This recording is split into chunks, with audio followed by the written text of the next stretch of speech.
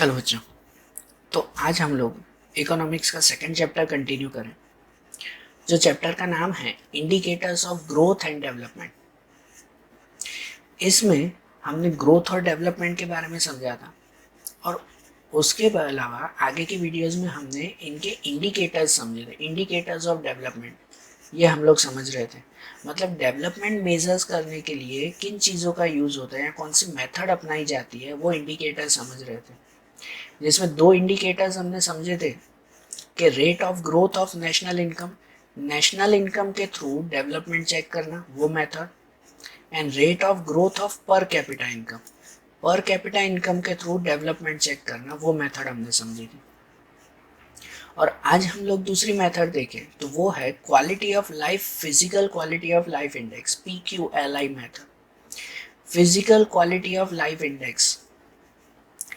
ये मेथड के through development हम लोग चेक करें ना, लेकिन उससे पहले हम लोग फिजिकल क्वालिटी ऑफ लाइफ किसे कहते हैं वो समझे। फिजिकल क्वालिटी ऑफ लाइफ वो किसे कहते हैं, सिर्फ ये समझे।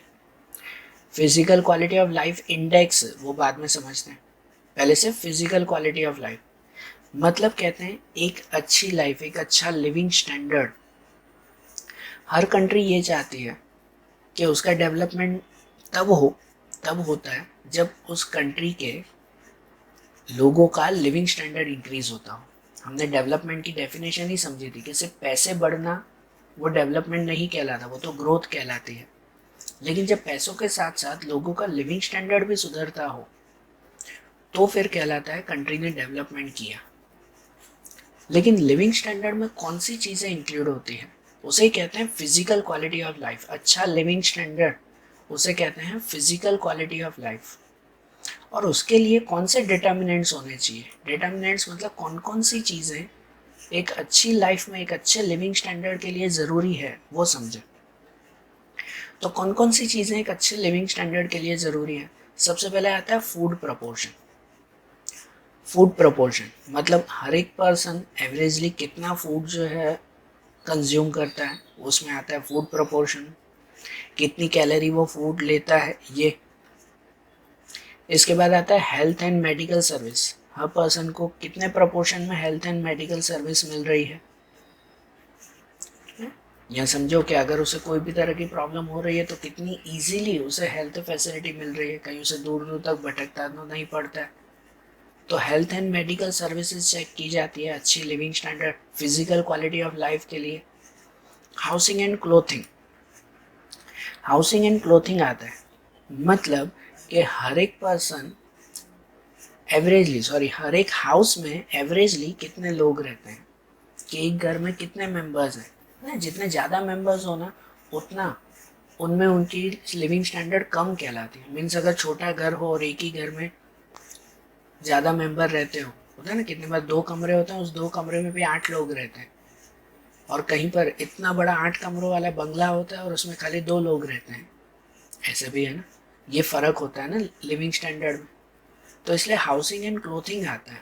हाउसिंग में वो कि एवरेजली एक हाउस में कितने लोग रहते हैं और उनका क्लोथिंग, कैसे वो कपड़े पहनते हैं, वो ये लिविंग स्टैंडर्ड में काउंट होता है। उसके बाद आता है education and entertainment. Education and entertainment में आता है कि कितने लोग कम से कम प्राइमरी एजुकेशन ले रहे हैं, या इसके अलावा सेकेंडरी, हायर सेकेंडरी तक कितने लोग जा रहे हैं, ये उसका एजुकेशन प्रपोर्शन। जितनी ज़्यादा एजुकेशन उतना अच्छा उनका फिजिकल क्वालिटी ऑफ लाइफ, उतना अच्छा living standard.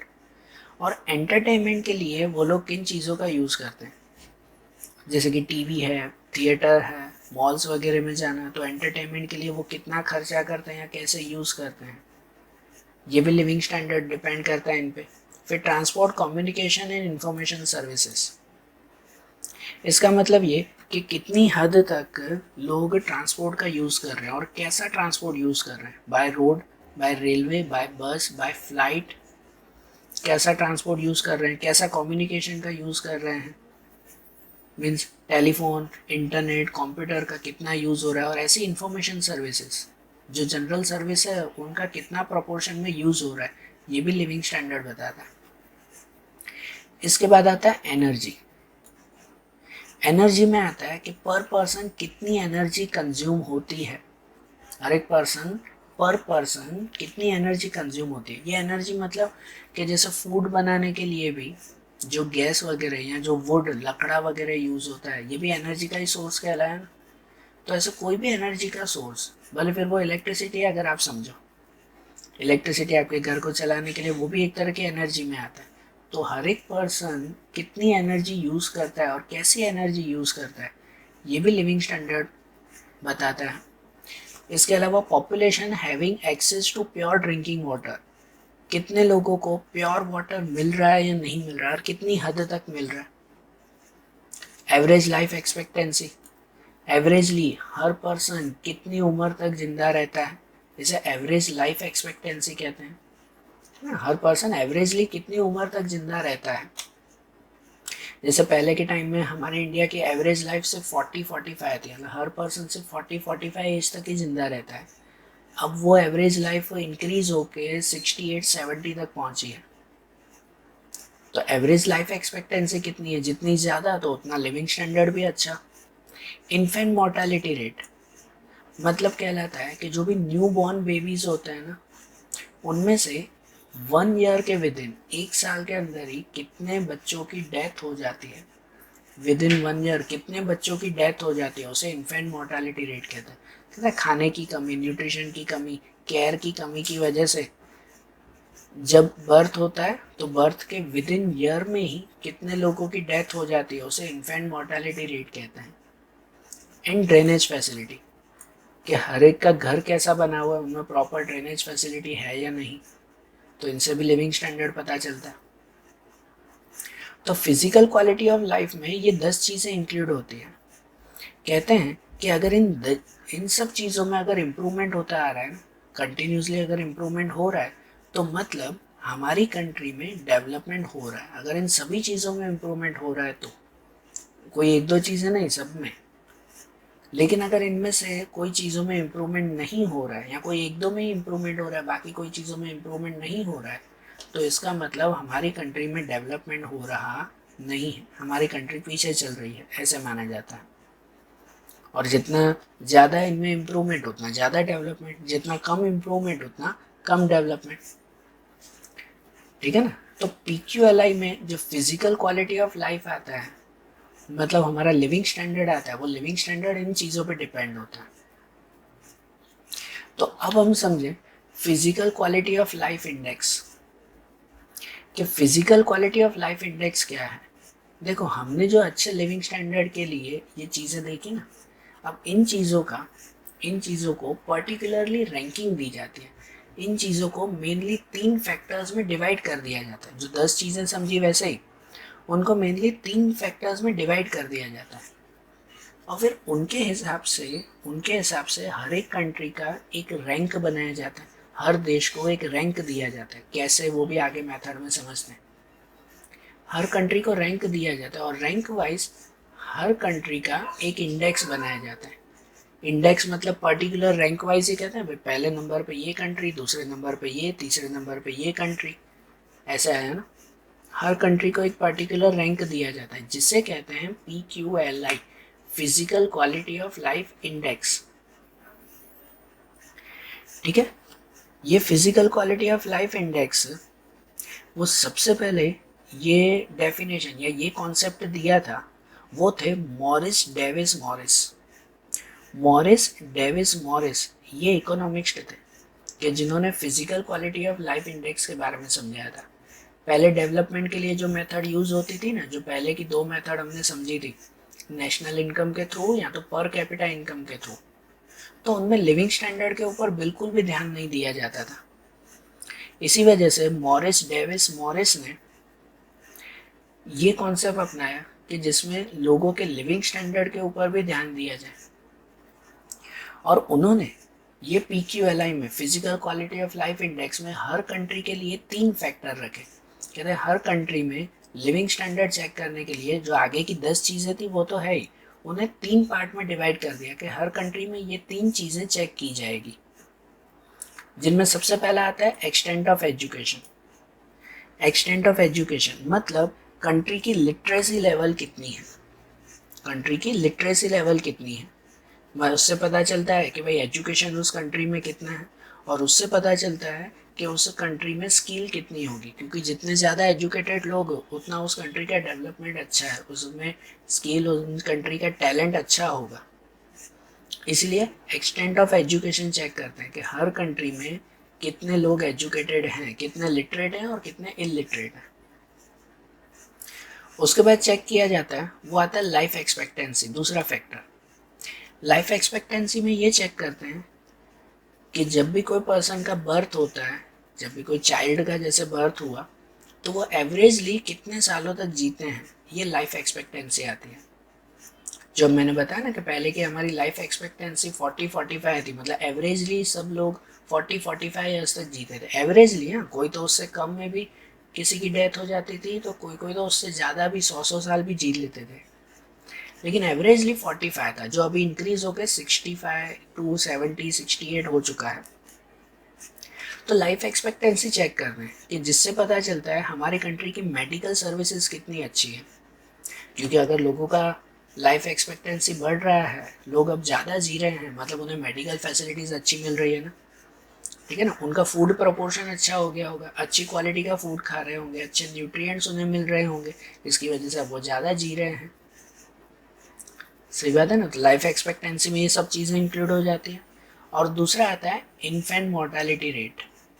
Infant mortality rate मतलब कि पर 1000 में से जो भी चिल्ड्रन, जो भी न्यू बॉर्न चिल्ड्रंस होते हैं, उनमें से पर 1000 में से हर साल कितने चिल्ड्रंस की विद इन 1 ईयर डेथ हो जाती है, कितने चिल्ड्रन की विद इन 1 ईयर डेथ हो जाती है, उसे इन्फेंट मोर्टेलिटी रेट कहते हैं। जो आपको बताया मैंने, proper food, proper nutrition, proper care न मिलने की वजह से छोटे बच्चों की 1 साल के अंदर ही डेथ हो जाती है, उसे इन्फेंट मोर्टेलिटी रेट कहते हैं। जिससे पता चलता है कि हमारी कंट्री में लोगों को अच्छी क्वालिटी की चीज़ें मिल रही हैं या नहीं। हो सकता है ना लोगों का घर प्रॉपर ना हो, ड्रेनेज फैसिलिटी प्रॉपर ना हो, उन्हें प्रॉपर प्योर वाटर न मिलता हो, अच्छा फूड न मिलता हो, तो जिसकी वजह से बच्चों की 1 साल के अंदर ही डेथ हो जाती है। तो ये इन्फेंट मोर्टेलिटी रेट होता है, जिससे जिससे पता चलता है कि हमारी कंट्री की फैसिलिटीज़, सर्विसेज कैसी हैं। तो इसीलिए PQLI में ये 3 चीज़ें चेक कर रहे हैं। सही बात है ना, इसीलिए तो ये 3 फैक्टर यूज़ करते हैं, क्योंकि इसमें ऑलमोस्ट हर चीज़ें इंक्लूड हो जाती हैं, ऑलमोस्ट हर चीज़ें इसमें इंक्लूड हो जाती हैं। तो ये 3 फैक्टर्स की वजह से पता चलता है कि हमारी कंट्री की क्वालिटी कैसी है, और उसके बाद हमारी कंट्री को नंबर कैसे दिया जाता है। तो ये 3 फैक्टर्स को पहले काउंट करते हैं, और उसके बाद इनका फॉर्मूलेशन कैसे होता है। तो इनमें होता है कि every indicator is given 100 weights. जो हमने 3 फैक्टर देखे ना, तीनों को 100 के अकॉर्डिंग वेट्स दिया जाता है। वेट्स मतलब समझो मार्क्स, वेटेज दिया जाता है, 100 के अकॉर्डिंग वेटेज दिया जाता है उन तीनों चीज़ों को। And on the basis of performance of the determinant in that country is graded between 0 to 100। ठीक है ना, हर कंट्री में उन तीनों फैक्टर्स के जो भी वेटेज हो ना, जो भी मार्क्स हो ना, उन्हें ग्रेड 0 to 100 के बीच में। मतलब कि जैसे एक था लिटरेसी, लिटरेसी था ना, एक्सटेंट ऑफ एजुकेशन। तो अगर हमारी कंट्री में एजुकेशन बहुत अच्छा है, तो उसे 0 to 100 में भाई 80 या 90 दिए जाएंगे मार्क्स, ग्रेड दिया जाएगा कि हाँ इसमें एजुकेशन बहुत अच्छा है। अगर अगर फिर इसके अलावा लाइफ एक्सपेक्टेंसी, वो लाइफ एक्सपेक्टेंसी हमारा में बेटर है, तो उसे भी 0 to 100 के बीच में मार्क्स दिया जाएगा। ऐसे तीनों डिटर्मिनेंट्स को 0 to 100 के बीच में मार्क्स देंगे, ग्रेड देंगे।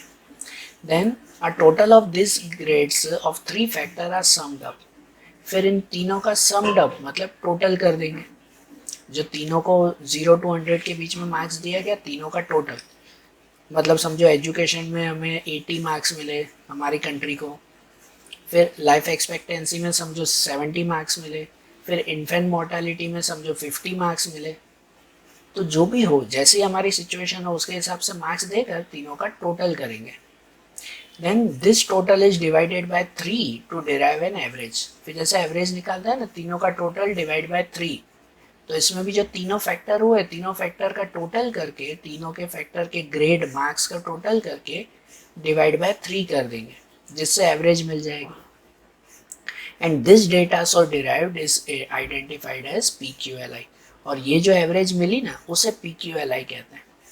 फिर ये एवरेज समझो हमारी एवरेज आई, एक में 3 फैक्टर में से एक फैक्टर में हमें 70 मार्क्स मिले, एक में 60 मार्क्स मिले, एक में 50 मार्क्स मिले, तो हमारी एवरेज आई 60 की, हमारी एवरेज आई 60 की, तो हमारा PQLI हुआ 60। फिर सब कंट्री के अकॉर्डिंग चेक करते हैं, सब कंट्री के अकॉर्डिंग फिर चेक किया जाता है कि भाई हमारा 60 है तो जिसका PQLI सबसे ज़्यादा हुआ उसका डेवलपमेंट ज़्यादा है। मतलब जिसका PQLI 70 होगा, 80 होगा, 90 होगा, 95 होगा, 100 होगा, जिस कंट्री में PQLI जितना ज़्यादा तो उतना वो कंट्री पहले नंबर पर। हमारा 60 है तो उसकी वजह से हमारी कंट्री जो है वो पीछे के नंबर पे आएगी। जिसका 60 से भी कम होगा तो उसको और पीछे रखा जाएगा। ऐसे हर कंट्री को रैंक दिया जाता है ना, एक इंडेक्स बनाया जाता है, रैंक दिया जाता है। जिसका PQLI ज़्यादा उसका डेवलपमेंट ज़्यादा, जिसका PQLI कम उसका डेवलपमेंट कम। सही बात ना, ये मेथड सही है ना। कल हमने जो दो फैक्टर्स देखे थे उन दोनों फैक्टर्स के कंपैरिजन में PQLI बेटर फैक्टर कहलाता है। नेशनल इनकम और पर कैपिटा इनकम के हिसाब से ये ज़्यादा बेटर कहलाता है। तो अब इनके फ़ायदे देखें कि पॉजिटिव एस्पेक्ट ऑफ PQLI, इसके बेनिफिट, इस मेथड से क्या फ़ायदे।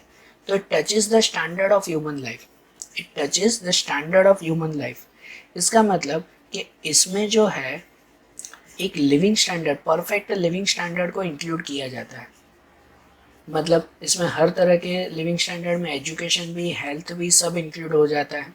तो इसलिए ये मेथड ज़्यादा बेटर है। Better index compare to other two, पता है ना, बाकी की जो दो मेथड्स है उनसे ये इंडेक्स नंबर ज़्यादा बेटर है। It has lesser drawbacks, drawbacks मतलब लिमिटेशन। इस मेथड में लिमिटेशंस कम है, जो आगे की दो मेथड के कंपैरिजन में इसमें लिमिटेशंस भी कम है।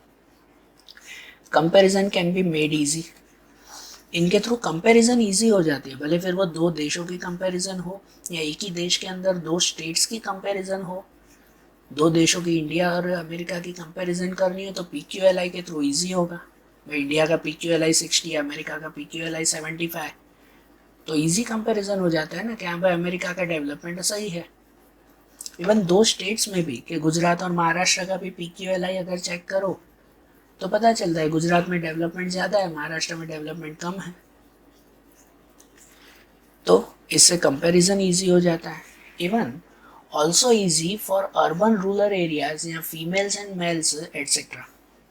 इसके अलावा अर्बन और रूरल एरिया का भी कंपैरिजन करना हो कि गांव और शहर में डेवलपमेंट कितना है, शहर का डेवलपमेंट कितना है और गांव का डेवलपमेंट कितना है, या तो मेल और फीमेल का भी डेवलपमेंट कितना है, मेल्स का डेवलपमेंट कितना और फीमेल्स का डेवलपमेंट कितना है, ये भी तो PQLI के थ्रू इजीली चेक कर सकते हैं ना।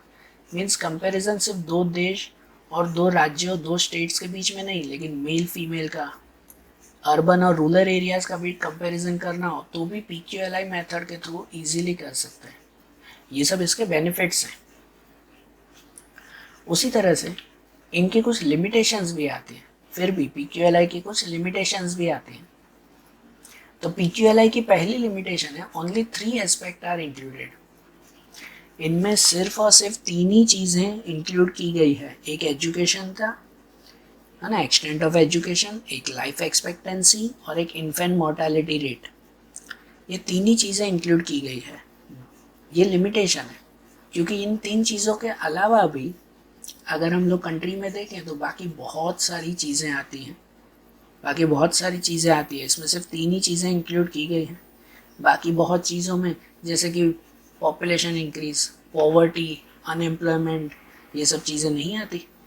ये सब चीज़ें भी तो हमारा लिविंग स्टैंडर्ड बताती है ना। तो इन चीज़ों को इसमें PQLI में इंक्लूड नहीं किया गया है, सिर्फ 3 ही चीज़ें हैं। Then only average or deficit, इसमें सिर्फ और सिर्फ एवरेज लिया जाता है, तीनों का टोटल करके फिर एवरेज लेते हैं। हमने देखा ना, तीनों जो डिटर्मिनेंट्स हैं उनका टोटल करके फिर डिवाइड बाय 3 करते हैं। तो इसलिए एवरेज हुआ, इसमें पता नहीं चला कि कौन सी चीज़ सही है। जैसे हमारे यहाँ पर एजुकेशन बहुत अच्छा है, लेकिन लाइफ एक्सपेक्टेंसी अगर कम है तो अगर तीनों का एवरेज निकालोगे तो एवरेज में तो फिर तीनों कम ज़्यादा मिक्स हो गए ना। तो कौन सी कंट्री में कौन सी चीज़ की कमी है ये क्लियर नहीं होता। कोई दूसरे देश में लाइफ एक्सपेक्टेंसी बहुत ज़्यादा है, लोग ज़्यादा जीते हैं, लेकिन एजुकेशन बिल्कुल कम है, बिल्कुल कम है। तो इसमें अगर हम लोग एवरेज निकालेंगे तो एवरेज में तो दोनों मिक्स हो गए। किसी की लाइफ एक्सपेक्टेंसी समझो 70-80 है, कोई कंट्री में भाई 80 ईयर्स जीते हैं, लेकिन एजुकेशन सिर्फ जो है वो 10-20% है। तो दोनों का एवरेज निकालो तो एवरेज तो 50% हो जाता है, मतलब उसकी एजुकेशन भी 50% हो गई। ये तो लिमिटेशन हो गए, मतलब ये तो गलत बात है। इसलिए PQLI में सिर्फ एवरेज काउंट करते हैं, जो गलत है। तो इसलिए कौन सी कंट्री में कौन सी चीज़ की कमी है, एजुकेशन की कमी है, हेल्थ की कमी है या और चीज़ की कमी है, ये इसमें क्लियर पता चलता नहीं है। इसलिए आता है ना, कांट मेक प्रॉपर कंपैरिजन। इसमें प्रॉपर कंपैरिजन नहीं होती, क्योंकि जो कल भी हमने वो एक कॉन्सेप्ट समझा था, जो डेवलप्ड कंट्रीज हैं उसमें अब ज़्यादा डेवलपमेंट नहीं होता, इसलिए उसमें डेवलपमेंट धीरे धीरे होता है, तो उसका PQLI स्लो होगा। और हमारी जैसी डेवलप्ड कंट्रीज, कल हमने बताया था ना, हमारी कंट्री सेकेंड सिचुएशन में है, पहले ग्रोथ फिर डेवलपमेंट फिर ग्रोथ होती है, तो हम लोग सेकेंड सिचुएशन में डेवलपिंग कंट्री। तो इसलिए हमारा PQLI दूसरी कंट्रीज का कंपैरिजन में ज़्यादा आएगा, फिर भी हमारे कंट्रीज में डेवलपमेंट ज़्यादा थोड़ी कहलाया। इसलिए PQLI भी प्रॉपर कंपैरिजन नहीं बताता। हाँ, आप सिर्फ डेवलपिंग कंट्रीज का कंपैरिजन इससे करो ना तो ठीक है, लेकिन अगर डेवलप्ड कंट्रीज और डेवलपिंग कंट्रीज का कंपैरिजन इसमें करने बैठो तो PQLI प्रॉपर बताएगा नहीं। या इनके अलावा it is not right to give equal weightage to all indicators. यहाँ पर जो 3 इंडिकेटर्स हैं, तीनों को इक्वल वेटेज मतलब 100 दिया जाता है। तो इक्वल वेटेज वो पॉसिबल नहीं है, क्योंकि तीनों की इम्पोर्टेंस हर एक कंट्री में अलग अलग होगी। किसी में एजुकेशन की इम्पोर्टेंस ज़्यादा तो किसी में हेल्थ की इम्पोर्टेंस ज़्यादा होगी, इसलिए सबको एक जितना वेटेज देना ज़रूरी नहीं है, वो गलत है। या इसके अलावा growth of national income is ignored.